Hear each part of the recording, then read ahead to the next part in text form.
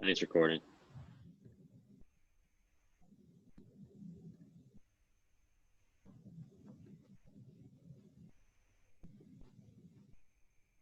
All right, Josh. Okay. All right. So there's a semi-presidential.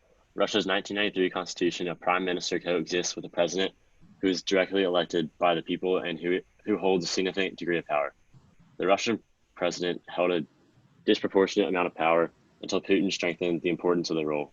In other semi-presidential systems like France and India, the power balance between the two executives is structured differently.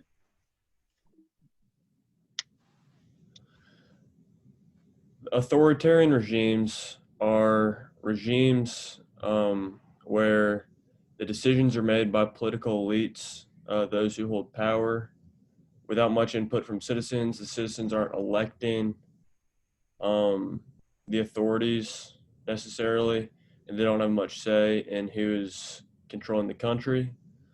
Whether it's a single dictator, a monarch, or a small group of aristocrats, there is always, in an authoritarian regime, a small group of centralized power holders. Also, in authoritarian regimes, the economy is typically tightly controlled. Um, some regimes are based on communism, which was developed by Karl Marx, as we know, in the 19th century and altered into the early 20th century by V.I. Lenin. Um, Not all authoritarian regimes are practice communism though. There's others practice corporatism, which is where essentially the government controls um, different parts of the economy, such as companies, and they essentially they blackmail companies into supporting them as seen, and they blackmail individuals as well in the Patreon client system so that they are able to maintain authority. So, also, most people think authoritarianism and totalitarianism are the same thing, but totalitarian has many more negative connotations. Is almost always used to describe a repressive, detested regime, such as the Soviet Union during the Cold War. We refer to them as a totalitarian regime. However, authoritarian systems are not necessarily totalitarian in nature. Um, they are recognized by other countries as valid governments as long as they are not a totalitarian regime and extremely repressive. So, So military rule. Um, Military rule. One form of non-democratic rule is military rule, which is especially prevalent today in Latin America, Africa, and parts of Asia, in states where legitimacy and stability are in question, and especially when violence is threatened. The military can intervene directly in politics, as the organization can solve the problems. Military rule usually begins with a d'état, which is a forced takeover of the government. The coup may or may not have widespread support among the people. Once they take control, military leaders often restrict civil rights and liberties, and in the name of order, keep political parties from forming and elections from taking place. Military rule usually lacks a specific ideology, and leaders often have no charismatic or traditional source of authority. So they join forces with the state bureaucracy to form an authoritarian regime. Um, Military rule may precede democracy, as occurred in South Korea and Taiwan during the 1990s, or it may create more instability as one coup d'état follows another, reinforcing a weak, vulnerable state. corporatism and authoritarian and democratic systems. Modern corporatism is a method through which business, labor, and/or other interest groups bargain with the state over economic policy. So, as we saw before, corporatism can be used effectively and honestly, but it can also be used dishonestly through what becomes basically blackmail. So, but in this case, uh, we're talking about in authoritarian and democratic systems. So, corporatism emerged as a way that authoritarian regimes tried to control the public by creating or recognizing organizations to represent the interests of the public. So basically, uh, they're making these alliances with companies and individuals who will support them, and they're giving these individuals and companies special treatment. So corporatism makes the government appear less authoritarian, but in reality, the practice eliminates any input from groups not sanctioned or created by the state. Pretty self-explanatory. Only a handful of groups have the right to speak for the public, effectively silencing the majority of citizens in political affairs. Often non-sanctioned groups are banned altogether. So basically, they're setting up a puppet government through corporatism, as we said before.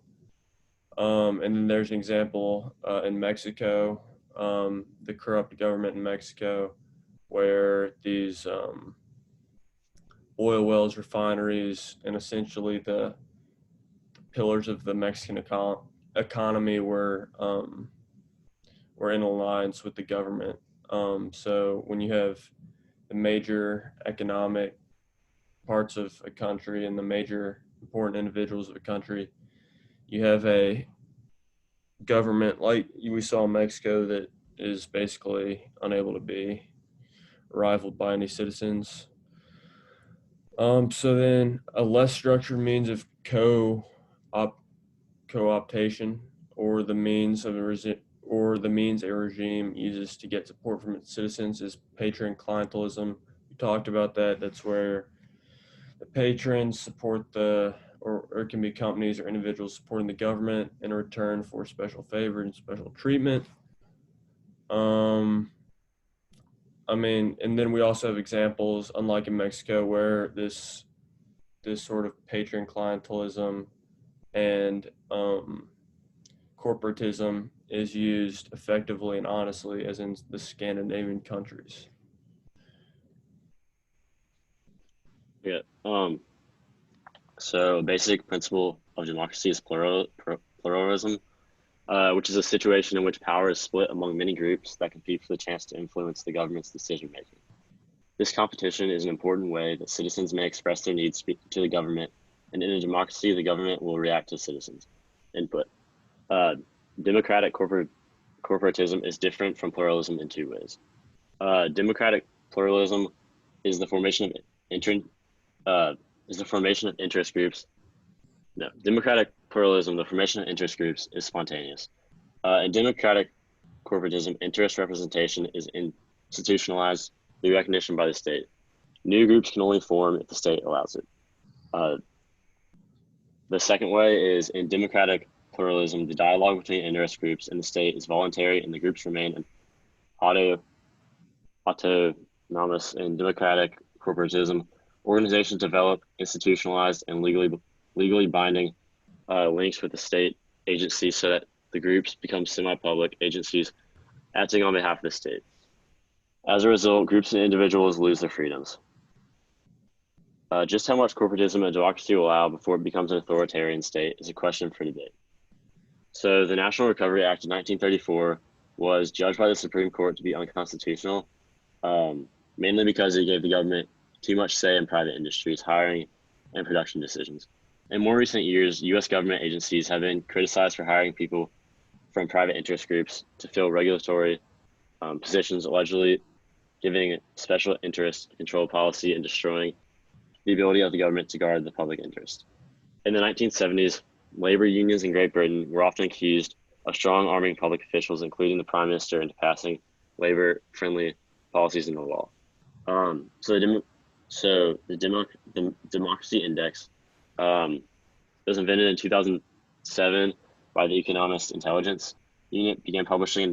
When they began publishing a Democracy Index, in which the organization ranks countries around the globe in terms of their democratic practices. The index is based on 5 categories: electoral process, pluralism, civil liberties, the functioning of government, political participation, and political culture. Countries are categorized into 4 types of regimes: full democracies, flawed democracies, hybrid regimes, and authoritarian regimes. Of the core countries in the comparative government course. The United Kingdom is categorized as a full democracy, Mexico as a flawed democracy, and Nigeria, Russia, China, and Iran as authoritarian regimes.